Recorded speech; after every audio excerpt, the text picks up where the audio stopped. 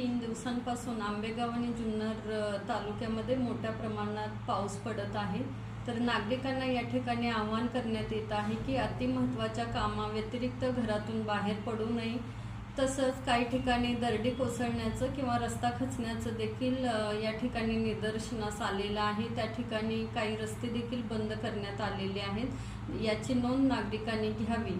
त्यासोबतच काही आंबेगाव तालुक्यातल्या काही दरडप्रवण गावं या ठिकाणी स्थलांतरित करण्याचं प्रशासनानं ठरवलेलं आहे।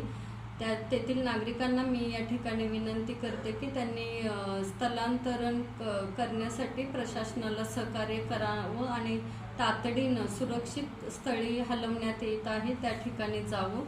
तसंच आंबेगाव आणि जुन्नर तालुक्यामध्ये जे काही पर्यटन स्थळं किंवा धबधब्यांचे ठिकाणं आहेत त्या ठिकाणी नागरिकांनी कृपया स्वतःची काळजी घ्यावी।